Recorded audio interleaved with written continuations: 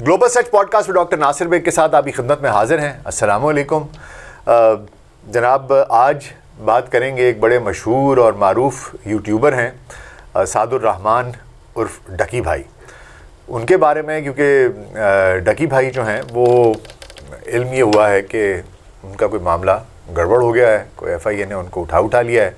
तो ये कहानी क्या हुई है, किस तरीके से हुई है, आइए ज़रा इसका भी पता करते हैं। लेकिन उससे पहले ज़रा डकी भाई की देख लेते हैं कि ज़िंदगी के बारे में कि क्या है। इनका असल नाम सादुर रहमान है और एक ऐसी शख्सियत हैं जिन्होंने कि जैसे ही यूट्यूब पाकिस्तान में मकबूल हो रहा था तो ये उन लोगों में से थे जिनने सबसे पहले जो पहली खेप आई, जिन्होंने कि सोशल मीडिया को एक्सप्लोर किया और वहाँ पर अपना एक मकाम बनाया, उन लोगों में से थे। तो उनकी ज़िंदगी, करियर, ख़ानदान, तालीमी पस मंज़र, उनकी यूट्यूब की शुरुआत कैसे हुई, तरक्की कैसे हुई, कौन कौन से तनाज़ात में वो शामिल रहे, और फिर अभी ये जो हालिया गिरफ़्तारी हुई है इसके बारे में ज़रा तफसील से बात करेंगे। और ये भी जायज़ा लेंगे कि ये जो क्रिप्टो या सरमायाकारी की स्कीम्स हैं और जो मनी लॉन्ड्रिंग की उनके ऊपर इल्ज़ामात लगे गए हैं, इससे उनके फॉलोअर्स पे भी कोई नुकसान पहुंचेगा या नहीं पहुंचेगा। तो आइए आगाज़ करते हैं। तो जनाब सादुर रहमान 21 दिसंबर 1997 को लाहौर में ये पैदा हुए पाकिस्तान में।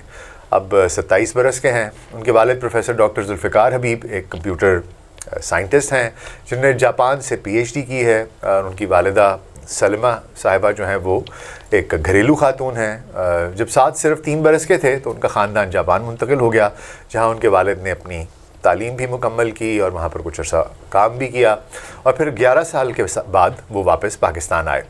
साद के बाज़ लोग कहते हैं एक भाई है, बाज़ लोग कहते हैं 2 भाई हैं, क्योंकि उन्होंने एक वीडियो की थी कि मेरी ज़िंदगी का सबसे बड़ा क्या राज या क्या कि मेरा कोई शायद जुड़वा भाई भी है। तो बहरहाल जो कहानियां हैं, अब मुझे नहीं इल्म कि क्या सच है क्या नहीं है। एक ज़ियाउर रहमान बताए जाते हैं जो एक यूट्यूबर और क्लिनिकल साइकोलॉजिस्ट हैं, और फिर मुनीबुर रहमान हैं, वो भी यूट्यूब पर फ़ाल हैं। इसके अलावा उनकी एक हमशीरा भी हैं जिनके बारे में ज़्यादा तफसीलात तो नहीं हैं, लेकिन उनकी 2023 में कहा जाता है कि शादी हो गई थी और शादी की वीडियोज़ भी गालिबन सोशल मीडिया पर वायरल हुई थी। साद अपने ख़ानदान से बहुत करीब हैं। एक मिडिल क्लास फैमिली के पढ़े लिखे ख़ानदान के से उनका ताल्लुक़ है और उनके वो बहुत करीब हैं और अपने वीलॉग्स में अक्सर उनका तज़किरा करते हैं। उनके वालिद की जो तकनीकी पस मंज़र है, कंप्यूटर रिलेटेड उनका जो बैकग्राउंड है, उसने साद को वीडियो एडिटिंग और डिजिटल मार्केटिंग में दिलचस्पी लेने की तरगीब दी। अगर तालीम की बात करें तो साद ने अपनी इब्तदाई तालीम लाहौर के बहरिया टाउन हाई स्कूल से हासिल की। वो एक ज़हीन तालिब इल्म थे और उन्होंने पंजाब ग्रुप ऑफ कॉलेजेस से FSc प्री इंजीनियरिंग मुकम्मल की, जहां उन्होंने अच्छे नंबर हासिल किए। बाद में यहाँ पर कुछ मुतज़ाद आरा हैं। बाज़ लोग ये कहते हैं कि उन्हें Punjab university college of information technology PUCIT में कंप्यूटर साइंस की डिग्री के लिए दाखिला लिया, लेकिन तीसरे सेमेस्टर के बाद उन्होंने यूट्यूब करियर पर तवज्जो देने के लिए तालीम छोड़ दी। कुछ ज़राए कॉन्सेप्ट यूनिवर्सिटी का जिक्र करते हैं, लेकिन जो PUCIT की ख़बर है वो ज़्यादा मोतबर सुनाई देती है। उनकी तकनीकी तालीम जो है उसने उन्हें यूट्यूब के लिए वीडियोज़ बनाने में बहुत मदद दी। आइए अब देख लेते हैं कि उन्होंने यूट्यूब करियर की शुरुआत कैसे की। साद ने फरवरी 2017 में अपना यूट्यूब चैनल डकी भाई के नाम से शुरू किया। इब्तदा में वो गेमिंग वीडियोस और दूसरे यूट्यूबर्स या टिकटॉकर्स की रोस्टिंग करके वीडियोस बनाते थे, प्रैंक्स की वीडियोस बनाते थे, और उनका लाहौरी मिज़ाह और बेबाकाना अंदाज़ पाकिस्तान में नौजवानों को भा गया और इस वजह से बहुत से लोगों ने उनको फॉलो करना शुरू कर दिया और उनकी व्यूअरशिप बढ़नी शुरू हो गई। यही प्रैंक्स की और दूसरे जो कंटेंट क्रिएटर्स हैं उनके साथ मज़ा और वो जो प्रैंक्स थे उनकी वीडियोस। वो कहते ये हैं कि वो भारतीय यूट्यूबर कैरी मिनाटी से मुतासर हैं और उन्हीं से मुतासर होकर उन्होंने रोस्टिंग शुरू की और ये प्रैंक्स शुरू किए। और वो ये भी कहते हैं कि लेकिन उनका अंदाज़ कैरी मिनाटी से मुनफरिद है। आइए अब ज़रा उनके यूट्यूब करियर में देखते हैं कि आगे क्या हुआ। इन वीडियोस की वजह से 2019 तक उनके चैनल ने 10 लाख सब्सक्राइबर्स यानी कि 1 मिलियन सब्सक्राइबर्स अबूर कर लिए थे, जो उस वक्त पाकिस्तान में एक बहुत बड़ी कामयाबी थी। उन्होंने यूट्यूब से सिल्वर और गोल्डन प्ले बटन भी हासिल किए। उसके बाद कोविड आया और कोविड में लोगों ने बहुत इंटरनेट के अलावा कुछ और था ही नहीं और सोशल मीडिया पे एक तूफ़ान आ गया और हमने देखा कि जिस शख्स جس کا دور دور سے کوئی علاقہ نہیں تھا، تمام لوگ وہ پوڈ کاسٹرز بن گئے اور براڈ کاسٹرز بن گئے، اور لوگوں نے اپنی ویڈیوز بنانی شروع کر دیں اور اپنے بارے میں بتانا شروع کر دیا. اور جو لوگ پہلے سے اسٹیبلش تھے جیسے کہ یہ سعد ہیں ڈکی میاں، تو یہ تو ان کی اور بھی چاندی ہو گئی، اور لوگوں نے بہت ان کو فالو کیا، ان کی ویڈیوز ملینز اینڈ ملینز میں جانی شروع ہو گئی. اس کے بعد 2023 میں ان کے کانٹینٹ کا جو کانسیپٹ ہے وہ تبدیل ہوا، اس کے مواد میں ان کے میں تبدیلی آئی، اور وہ تب آئی جب کہ وہ رشتہ ازدواج میں منسلک ہو گئے. وہ جو پہلے پرینکسٹر اور لاوبالی سا لڑکا جو ہر کسی کے اوپر پرینکس کر رہا ہے، مذاق کر رہا ہے، وہ سب تبدیل ہو گیا. اور جب ان کی شادی ہوئی تو انہوں نے فیملی ویلاگنگ کی طرف ان کا رجحان ہو گیا. ان کی اہلیہ روپ جتوئی ہیں جو خود ایک کانٹینٹ کریٹر ہیں، اور وہ اکثر ان کے ویلاگز میں دکھائی دیتی ہیں. اس تبدیلی سے ان کی مقبولیت مزید بڑھی، کیونکہ ان کے ویلاگز صرف پاکستان ہی نہیں بلکہ بھارت اور امریکہ میں بھی پسند کیے جانے لگے. اس کے بعد ڈکی بھائی نے ایک دوسرا چینل شروع کیا جس کا کہ نام ڈکی ایکسٹرا تھا، اور وہاں پر وہ اپنی گیمنگ اور لائیو اسٹریمنگ وغیرہ کرتے تھے، اور اس چینل کے 2024 تک 20 لاکھ سے زائد سبسکرائبرز ہو چکے تھے. 2024-25 میں ہم دیکھتے ہیں کہ ڈکی بھائی میں ایک مزید تبدیلی آتی ہے، ایک نیو ایرا شروع ہوتا ہے ڈکی بھائی کی زندگی کا. اور یہ حالیہ برسوں میں ڈکی نے اپنے مواد کو متنوع بنایا. وہ اب ریاکشن ویڈیوز، ذاتی بصیرت اور سماجی مسائل پر بھی تبصرہ کرنے لگے. انہوں نے پروڈکشن کوالٹی بہتر کی اور لائیو سیشنز کے ذریعے مزید فین سے رابطہ بڑھایا. 2025 تک ان کے مین چینل کے 83 لاکھ سبسکرائبرز ہیں، یعنی کہ 8.3 ملین، اور ڈکی ایکسٹرا کے 20 لاکھ سے زائد ہیں. اگر ان کی نیٹ ورتھ کی بات کی جائے تو ڈکی میاں نے کافی دولت کمائی ہے جو بھی یہ کام کر رہے تھے، اور اس کے بارے میں مختلف لوگ کیا سرائیاں کرتے ہیں، مختلف تخمینے ہیں. کچھ ذرائع کے مطابق ان کی نیٹ ورتھ 2.25 لاکھ سے $13.5 لاکھ تک ہے، جبکہ دوسرے دعویٰ کرتے ہیں کہ 30 سے $60 لاکھ تک ہے، تقریباً 84 کروڑ سے $2.25 ارب کے قریب بنتی ہے. اور کچھ لوگ یہ کہتے ہیں کہ نہیں جناب، یہ $90 لاکھ سے بھی زیادہ ہے. اب ان کی آمدنی کا دراصل تخمینہ لگانا بہت مشکل ہے، کیونکہ یہ ایک ذاتی چیز ہوتی ہے اور وہ کوئی پبلک نہیں ہے ان کے پاس کتنے پیسے ہیں. اس لیے اگر ان کے ذرائع آمدن کی بات کی جائے تو ان کی آمدنی کا بنیادی ذریعہ یوٹیوب ایڈ ریونیو ہے، جو ماہانہ تقریباً 27 ملین ویوز کی بنیاد پر سالانہ 1 لاکھ سے تقریباً $30 لاکھ کے قریب بنتا ہے. اس کے علاوہ برانڈ سپانسرشپس علیحدہ ہیں، مرچنڈائز علیحدہ ہے، گیمنگ سٹریمز علیحدہ ہیں، اور ان سے بھی ان کو آمدنی حاصل ہوتی ہے. وہ ایک آڈی ای ٹرون بھی انہوں نے خریدی، جی ٹی، جو کہ سنیل منچ سے انہوں نے خریدی، اس کے اوپر بھی پروگرام وغیرہ کیے. اور اس کے علاوہ فارچونر اور لگژری گاڑی ہے، اس کے علاوہ گھر وغیرہ کا بھی انہوں نے وہ اکثر دکھاتے وغیرہ رہتے ہیں. تو لیکن معاملہ یہ ہے کہ ساتھ اپنی جو مالی تفصیلات ہیں وہ بہت نجی رکھتے ہیں، اور یہ اعداد و شمار اندازوں پر مبنی ہیں کہ ان کی دولت کے بارے میں جو بلند دعوے کیے جاتے ہیں یا لوگوں کی کیا سرائیاں ہیں، ان کی تصدیق نہیں کی جا سکتی. اب آ جاتی ہے کہانی جناب ان کے کرپٹو اور سرمایہ کاری کی اسکیمز کی. دراصل پاکستان کے ایک اور کانٹینٹ کریٹر ہیں وقار زکا، وہ پاکستان میں نہیں ہوتے، وہ امریکہ میں ہوتے ہیں، اور وہ جو ڈیجیٹل کرنسی ہے وہ لوگوں کو بہت انکریج کرتے ہیں کہ آپ یہاں پر آئیں اور اس پر کام کریں. اور وہ اکثر دکھا رہے ہوتے ہیں اور بتا رہے ہوتے ہیں، جو بھی ہے وہ اپنے کورسز بھی بیچتے ہیں، باقی چیزیں بھی کرتے ہیں، واللہ عالم بالصواب. لیکن وہ باہر بیٹھے ہوئے ہیں اور وہ جو کام کر رہے ہیں اس سے شاید مجھے لگتا ہے کہ انسپائر ہو کر ڈکی بھائی نے یہ کام پاکستان میں شروع کیا. ڈکی بھائی نے یہ کرپٹو کرنسیز اور دیگر سرمایہ کاری کی جو سکیمز ہیں ان کو فروغ دینا شروع کر دیا، اور اپنے فالوورز کو بھی ان میں شامل ہونے کی ترغیب دی. اس بات کا کوئی ٹھوس ثبوت تو نہیں پتہ چلتا کہ انہوں نے ایسی سکیمز فعال طور پر پروموٹ بھی کی یا اور فالوورز کو اس سے کتنا نقصان ہوا، اس چیز کے بارے میں میرے پاس اعداد و شمار نہیں ہیں. لیکن کچھ ذرائع کے مطابق یہ جو ان کی دولت کا ایک حصہ ہے وہ سرمایہ کاری سے جڑا ہے. اس کے اوپر میں تفصیل میں بعد میں آتا ہوں کرپٹو کے بارے میں، لیکن میں آپ کو یہ بتا دوں کہ یہ ڈکی کا پہلا انکاؤنٹر نہیں ہے FIA کے ساتھ یا پولیس کے ساتھ یا اس قسم کی. ہی تھرائیوز آن سچ کائنڈ آف کنٹروورسیز. اکتوبر 2024 میں انہوں نے اور ان کی اہلیہ روپ جتوئی کو فیڈرل انویسٹیگیشن ایجنسی نے FIA نے گرفتار کیا تھا اور سائبر کرائم ونگ کے حوالے کیا تھا۔ یہ گرفتاری دراصل ایک ویڈیو کی وجہ سے ہوئی تھی جس میں سعد نے مبینہ طور پر ایک ہتھیار دکھایا تھا اور ایک دوسرے یوٹیوبر مبین الحق کے خلاف دھمکی آمیز بیانات دیے تھے۔ یہ تنازع اس وقت شروع ہوا جب مبین نے سعد کے خاندان سے متعلق کوئی ایک نجی ویڈیو وغیرہ شیئر کی تھی۔ اس وقت جو چارجز ان پر لگے تھے وہ سائبر کرائم ایکٹ 2016 کے تحت دھمکیوں اور ہراسانی سے تھے، متعلق یہ چارجز عائد کیے گئے تھے، تاہم مخصوص سیکشنز کی تفصیلات کا ابھی علم نہیں ہے۔ اس کا نتیجہ کیا ہوا یہ بھی ابھی علم نہیں ہے، کیونکہ لگتا ہے ایسے ہی ہے کہ اس کی ابھی کیس جاری ہے اور قانونی نمائندگی کے ذریعے ہی یہ حل ہوگا۔ اس کے علاوہ ریکلیس ڈرائیونگ کا ایک کیس بھی سعد کے اوپر ہوا۔ اپریل 2025 میں سعد کے خلاف راولپنڈی کے چکری پولیس اسٹیشن میں FIR درج ہوئی کیونکہ انہوں نے ایک ویڈیو میں اپنے پاؤں ڈیش بورڈ پر رکھ کر گاڑی چلائی تھی موٹر وے کے اوپر۔ موٹر وے پولیس نے اسے غیر ذمہ دارانہ سمجھا اور 29 اپریل 2024 کو لاہور ہائی کورٹ نے انہیں 5 مئی تک حفاظتی ضمانت دی۔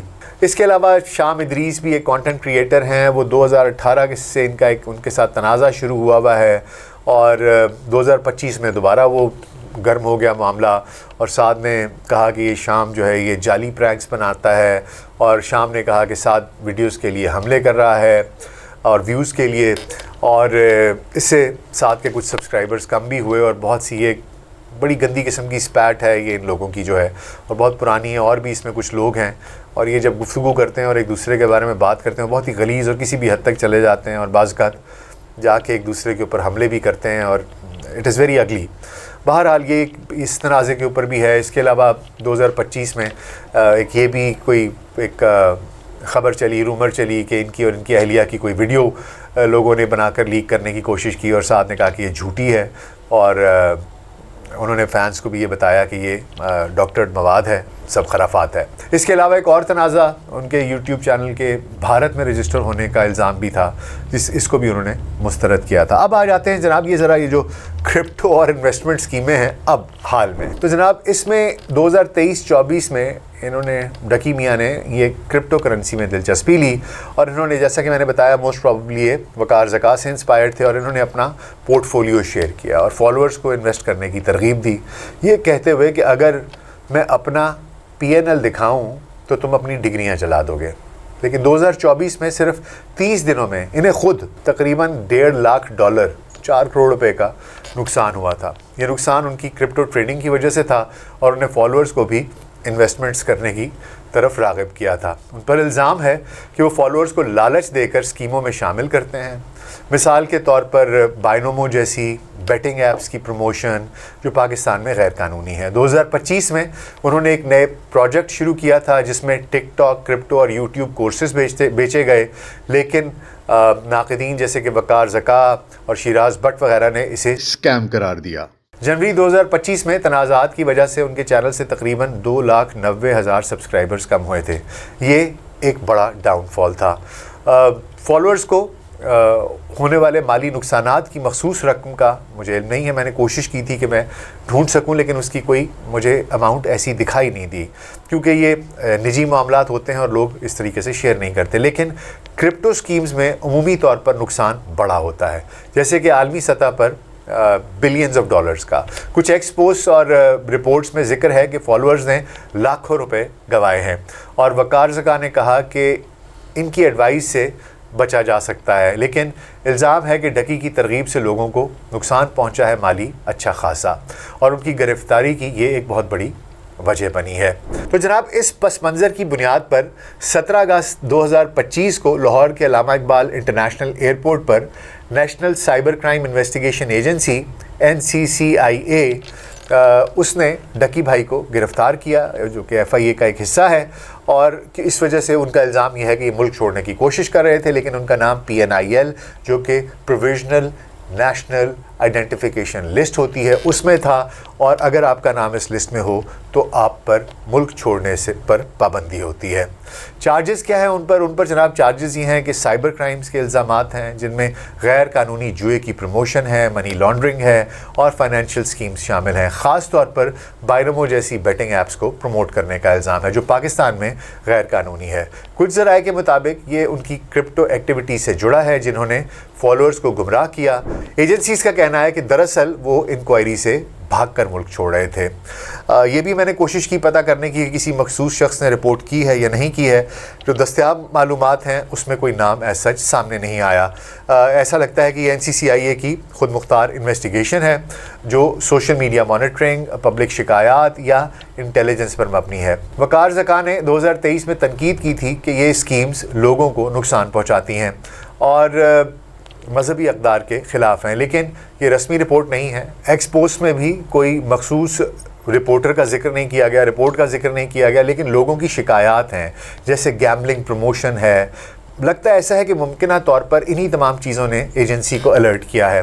اگر کوئی نجی شکایت ہے تو انکوائری میں سامنے آ سکتی ہے۔ تو جناب انکوائری جاری ہے، اور یہ کوئی چھوٹا موٹا کیس نہیں ہے، یہ سنگین کیس ہے۔ کل سعد عرف ڈکی بھائی جو ہیں، ان کو لاہور میں ایک مقامی عدالت میں مجسٹریٹ صاحب کے سامنے پیش کیا گیا تھا۔ ان کا 2 روزہ جسمانی ریمانڈ لیا گیا ہے، اور 19 تاریخ کو ان کو دوبارہ عدالت میں پیش کیا جائے گا۔ یہ تحقیقات کافی سنگین ہونے والی ہیں، مجھے یہ لگتا ہے، اور شاید اتنے آرام سے ڈکی بھائی اس میں سے نہ نکل سکیں۔ لیکن مجھے افسوس یہ ہوا کہ جس طریقے سے وہ بیہیو کر رہے تھے، کل ان سے پوچھنے کی کوشش کی رپورٹر نے، تو بسکٹ کھا رہے تھے، اور ادھر جا کے دیکھو ادھر زیادہ یہ ہے۔ معاملہ یہ ہے جی کہ دیکھیں، نصیب کا بھی بہت بڑا ہاتھ ہوتا ہے۔ محنت بھی کرتے ہوں گے، کانٹینٹ سوچتے ہوں گے، لیکن جو کانٹینٹ کی کوالٹی ہے نا، it has to be something which stimulates you intellectually, ٹھیک ہے؟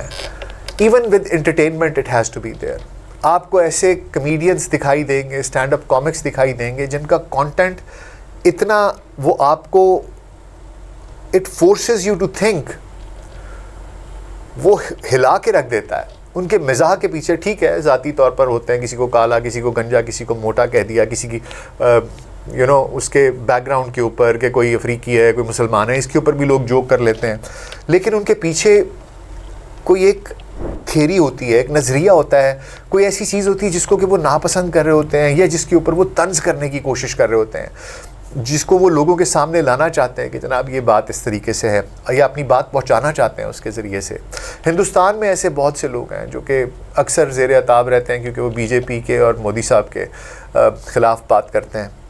بات یہ ہے کہ آپ اس طرح کا کانٹینٹ چلیں نہ بھی کریٹ کریں، لیکن جس طرح کا کانٹینٹ یہ ہے، پھر آپس میں لڑائیاں، یہ بچے نہ انہوں نے تعلیم حاصل کی، چھوٹی سی عمر میں ان کو سکسیس ملی، پیسہ ملا، اچھی بات ہے، لیکن میں یہ کہتا ہوں کہ انسان کو خود کو گرو بھی کرنا چاہیے۔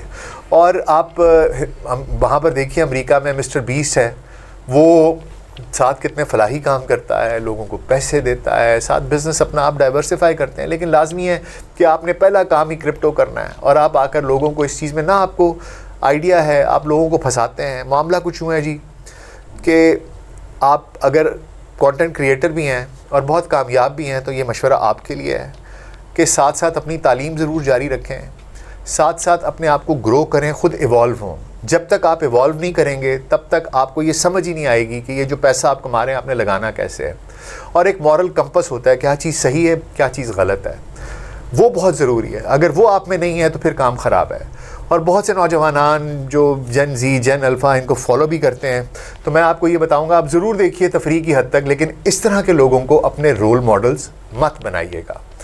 یہ لوگ آپ کے رول ماڈلز نہیں ہیں۔ اگر آپ کو اپنے رول ماڈلز ڈھونڈنے ہیں تو پلیز کچھ تکلیف کیجئے، گوگل پر سرچ کر لیجئے، ماں باپ سے پوچھ لیجئے، لوگوں سے پوچھ لیجئے، اور میری آپ سے یہ گزارش ہے کہ پڑھنا شروع کیجئے، کتابیں پڑھ لیجئے۔ آپ کے پاس اب تو بک ریڈرز آگے میں ہیں بہت سے، آپ ان کو لے لیجئے، کتابیں پڑھنا شروع کیجئے، دیکھیے ڈاکیومنٹریز دیکھیے، جاننے کی کوشش کیجئے کہ آپ کا معاشرہ کیا ہے، آپ کیا ہیں، آپ کہاں پر رہ رہے ہیں، آپ کی حقیقت کیا ہے، اس دنیا کی حقیقت کیا ہے جس میں آپ رہ رہے ہیں، کس طریقے سے تبدیل ہو رہی ہے پوری دنیا، کس طریقے سے بٹ رہی ہے دنیا اور آپ کی اس میں کیا جگہ ہوگی. آپ نے آگے اس دنیا میں 40-50 سال گزارنے ہیں. ایسے لوگ جو اس طرح کے کانٹینٹ کریٹرز ہیں, ٹھیک ہے, اللہ تعالیٰ نے ان کو کامیابی دی ہے, ان کے پاس پیسہ بھی ہے, سب کچھ ہے, فیم بھی ہے, لیکن آپ محظوظ ہوں, بے شک دیکھتے رہیے, مجھے اس سے کوئی معاملہ نہیں ہے, لیکن ایسے لوگوں کو اپنے رول ماڈلز نہ بنائیے گا. بس یہ میری درخواست ہے. اپنا بہت خیال رکھیے گا.